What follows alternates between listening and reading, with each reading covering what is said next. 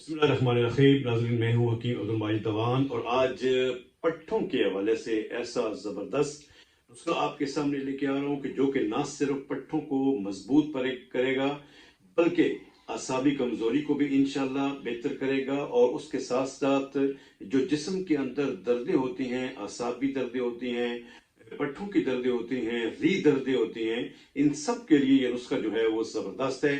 और एक ही नुस्खे के अंदर इंशाअल्लाह अज़ीज़ इन तमाम चीज़ों से बेहतरी आएगी। तो जिनमें नाज़रीन ने अभी तक चैनल को सब्सक्राइब नहीं किया, चैनल को सब्सक्राइब कर दें, बेल आइकन का बटन लाजमी प्रेस करें ताकि मेरी हर अपलोड वीडियो मुख्तलिफ मौज़ूआत पर आप तक पहुँच सके। तो इसमें सबसे पहले आपने लेना है अज़राकी मुदब्बर।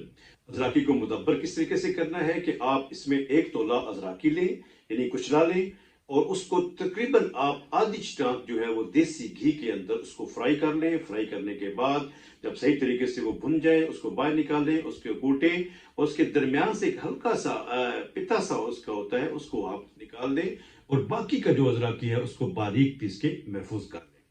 उसके बाद दूसरी चीज इसमें है काली मिर्च है और तीसरी है सफेद मिर्च है और उसके बाद दालचीनी है, जायफल है। जायफल का छिलका आपने उतार देना है, उसके पीछे जो उसके अंदर मगज होता है वो हमने इस्तेमाल करना है। जवतरी है, मस्तगी रूमी है। मस्तगी रूमी को आप तकरीबन 1 चम्मच 1.5 चम्मच देसी घी में आप पिघला के उसको महफूज करें। ऊद बलेसान है, सुंड है, अगर है, उसके बाद लौंग है, नागर मोता है, उसके बाद आंवला खुश्क है, उसके छिलके आपने लेने हैं। ज़ाफ़रान नंबर 1 कश्मीरी ज़ाफ़रान आपने लेना है। अर्के गुलाब के अंदर उसको आप हल कर लें, उसको अच्छे तरीके से आप खरल कर लें। जब ज़ाफ़रान के रेशे अच्छी तरीके से खरल हो जाएंगे तो ज़ाफ़रान को उसको भी उस लिक्विड को भी आप महफूज कर लें। उसके बाद दाना इलायची मोटी, उसके आप दाने निकाल दें, छिलके बाहर फेंक दें। कलवंजी आपने लेनी है। संदल सफेद नंबर 1 आपने लेना है। उसके बाद मग्गा है और आखिर में हर्ड स्याह है। तो इन तमाम चीजों का वजन जो है वो बराबर वजन है, 1 तोला इनका वजन है। इन तमाम अद्वियात को बारीक जो है वो खुश्क कर लें। बेहतरीन तरीके से खुश्क करने के बाद उसको बेहतरीन तरीके से पीस लें। उसके बाद छान लें और छने हुए जो दवाई होगी उसको भी दोबारा आप ग्राइंड कर लें ताकि वो दवाई का हिस्सा जो है वो भी दोबारा जो है वो बारीक हो जाए। तो इसका बड़ा सिंपल सा तरीका है। सर्दियों के अंदर आप शहद में इसकी दवाई बना लें, माजून से बन जाएगी। और गर्मियों के अंदर चीनी का कवाम जो है वो भी आप बना के इसको इस्तेमाल कर सकते हैं।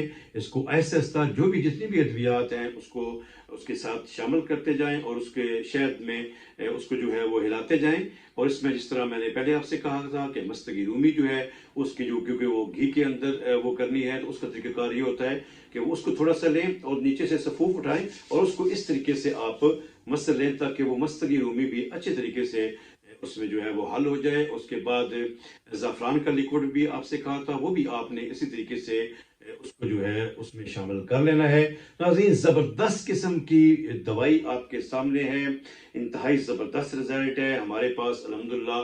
ये जो ऑलरेडी जो है वो तैयार होती है। अगर आप खुद भी इसे अगर बना सकते हैं तो ज़बरदस्त है। कोई मुआवनत आपको चाहिए तो मैं हाजिर हूँ, लेकिन अगर आप इसको बना नहीं सकते तो आप मुझसे मंगवा भी सकते हैं। व्हाट्सअप नंबर आप स्क्रीन पर देख भी रहे हैं।